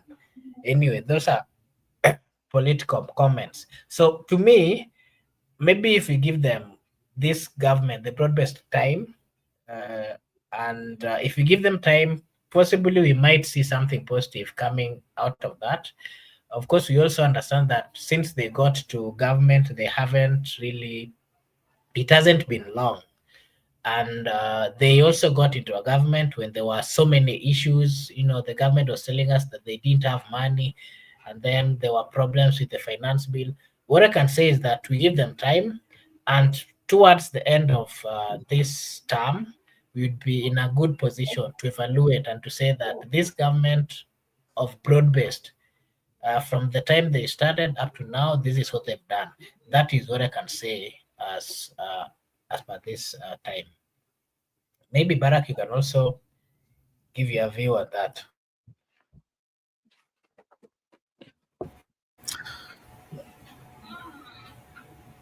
Well, what was the question, please? The question was, I was trying to ask, when you make comparison, when you look at the handshake between Uhuru Muigai Kenyatta and the broad-based government between Raila and Ruto, you look at in terms of Uhuru did not give employment or did not give appointments, but there were projects. Now, if you compare it right now, even though it is still too early, up to now, can you compare and which one is more of benefits right now as we speak? Oh, thank you. First of all, it is not true that Uhuru did not give appointments. Uhuru gave appointments as CAS. Remember, even David Osiani got a CAS position. We had even some key allies of Raila Odinga were appointed as ambassadors, and he not only appoint. And remember, even Professor Magoha appointments was influenced by that handshake. So, and remember. Okay, my honest opinion is that Uhuru's regime, the last Uhuru's handshake with Raila, was more beneficial to the Luo nation than the current arrangements. Number one, in Uhuru's government, Raila was very much influential. And remember, even Uhuru himself was acknowledging that because of Baba, I was able to do this. Because of Baba, they were able to construct some projects, even this stadium that was built in Uhuru Gardens. Yeah, even the renovation of Uhuru Park, so many infrastructure projects, and even this expressway.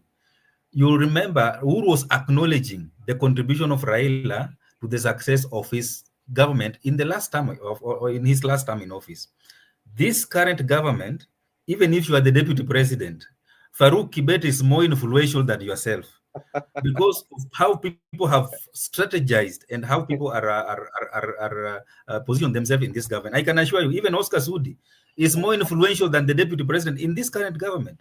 So there is no way Opio Wandai and John Mbadi can help even the Luos to benefit from this government than the previous arrangement with the Uhuru had with the Raila. And even if Raila is given the position of prime minister, he will not be influential because of the role of Farouk Kibet and Oscar Sudi in this government. And those are the people who are calling the shots in this government, I can assure you. And that is why you are seeing so many projects of this government failing. That is why you are seeing them destabilizing or distracting the things that were working well, like the funding model to university education, the NHIF and everything, and they are introducing things that are bringing confusion and more confusion than the ones that they claim that were not working.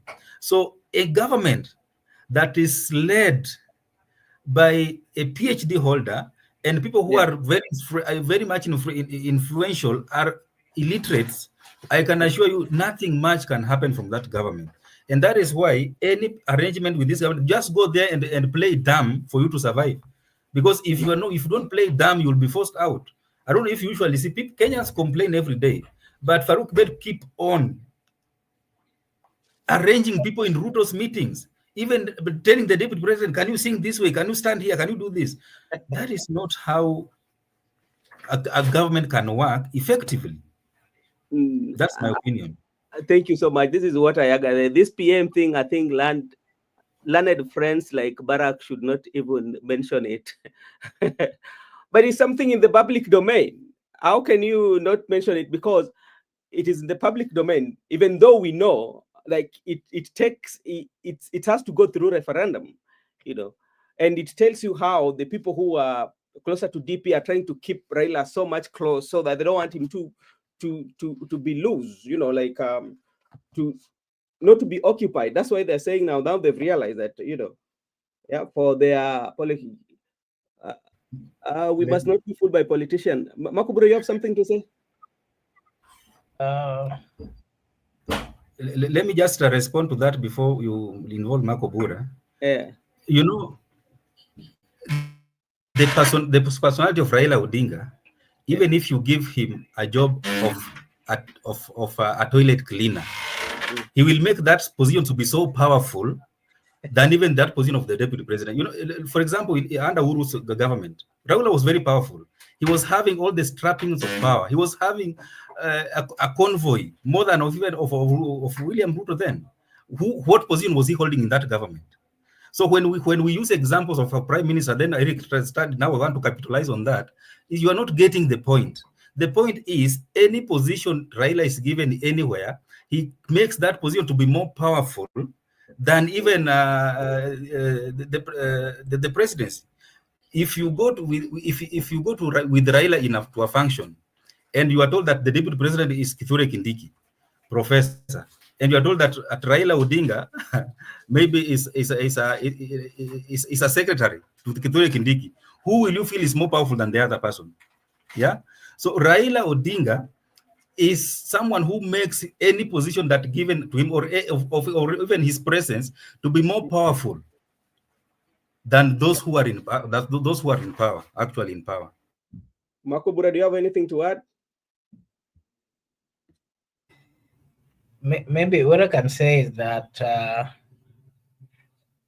politics and the interest of the political class, most of the time they do converge, especially when their issues or their businesses are going to thrive out of that.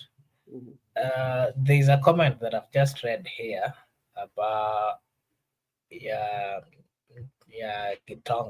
Gitonga anasema ati hawa wazee wanajipangia sababu ya mali zao, na sisi tunawasupport walinde hizo mali zenye wametuibia na bado wanatuibia. So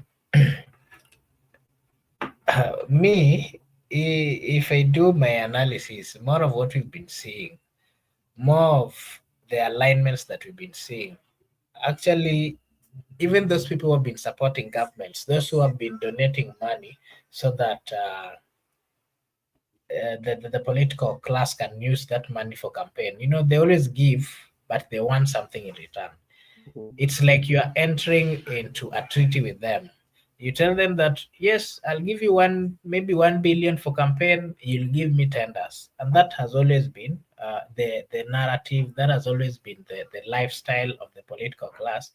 And I think these things that are being done behind the scene, I wish the people of Kenya would be more firm so that we get to understand any deal, any treaty that politicians get into, they come out and tell us so that when we are going to suffer along the way, or when they are going to give, their close allies something, then we will get to know, we will understand that this person gave them this and he was promised this.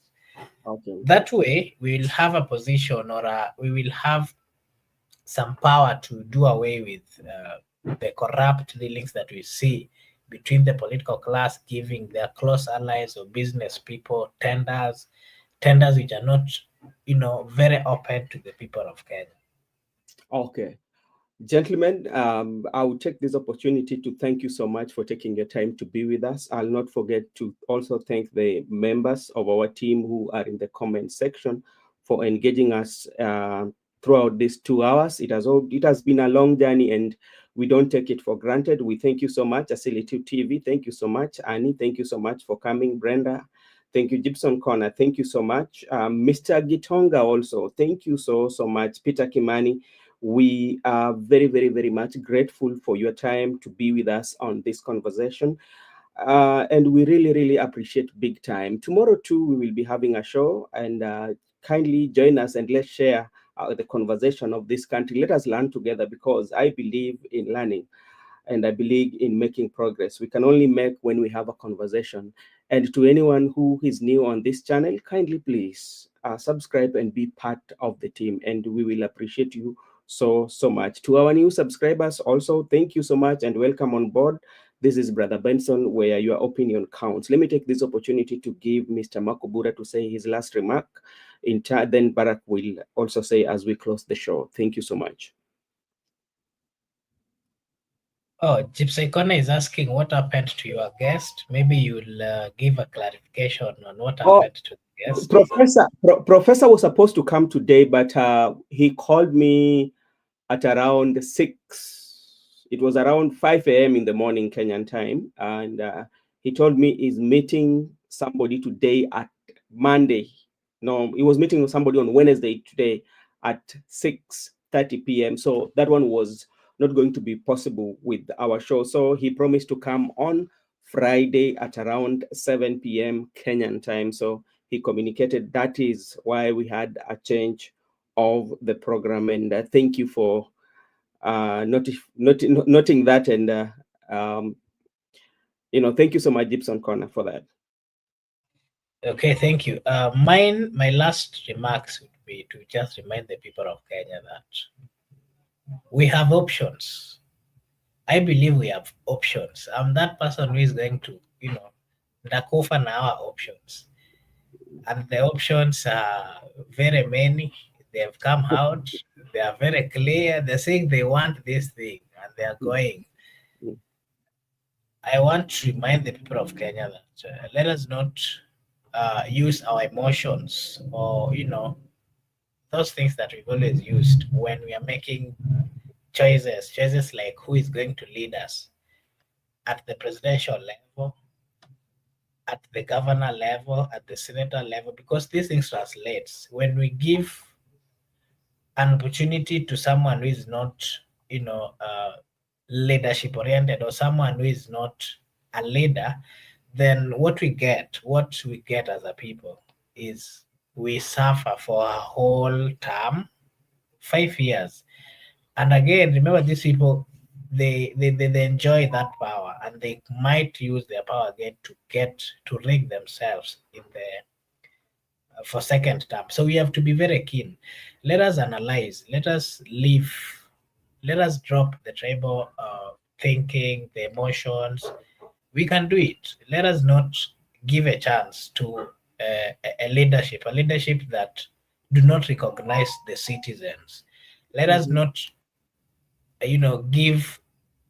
let us not, support a leadership that, for example, I have no problem with the government of William Samoei Arap Ruto. I have no problem with whoever is going to meet to work with in 2027. But my take is they have that right to work together. They have their own interest.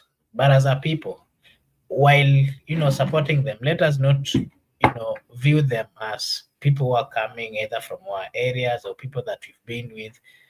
Let us look at this other option. this other option is going to help us. And these other options, more of them are fighters, freedom fighters. More of them are, people have been falling for justice of the people of Kenya. More of them, have tested what we call bad leadership and good leadership. So we can go for them. Let us not go for people with people who are closer to the president, and then they start behaving like the co-presidents, the likes of Sudi, the likes of this gentleman who, I don't know, is a secretary to the president, but is more powerful than the deputy president. Personal so assistant. let us not be let us not think in that direction. That is my take, and that is what I want to tell the people of Kenya. Thank you. Thank you so much, Mr. Barak. Your last remarks. Well, thank you so much, Brother Ben and Mark. I want to take this opportunity to appreciate all our viewers who have kept us fully engaged in the comment section. And I cannot mention all of them because there are so many. Just know that we really appreciate you. I just want to, I saw someone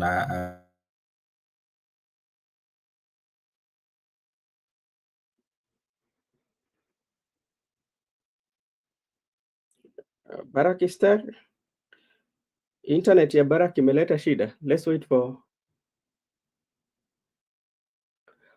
Okay, you're waiting for. Oh, you're waiting for that. Ayaga, we've not. Yeah, Barak, are you back? Yeah, okay. Let's wait and see if Barak will come back. Gitonga, we were. I think I've hosted Professor Ogola here. I think twice. This is, if not twice, thrice. This might be the fourth time I'm hosting him. Barak, are you back? Can you hear me? Yes, we can. Oh, thank you so much. I wanted to appreciate all of our viewers who have been keeping us actively engaged in this comment section. I saw a question earlier on, one of them asking which side I'm supporting. And I just want to make it clear that I am not supporting any side. We are here to analyze politics as it is. That's why sometimes you become so uncomfortable with what I'm saying.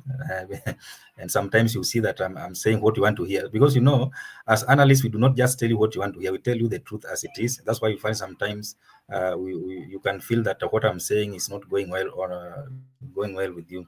Because that is the reality. Because, you are, maybe you have taken side. You are supporting one side.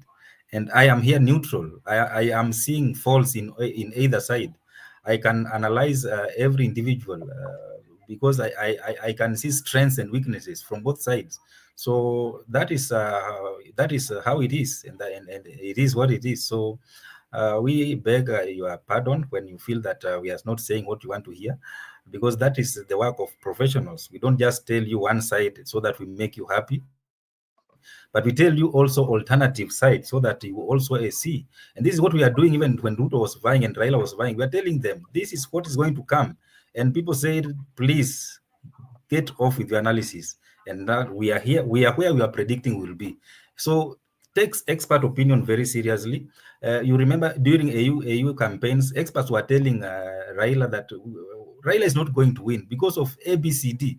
And I remember even there's a day Kaluma almost punched an expert on a morning show in this country because he wanted to hear that Raila is going to win.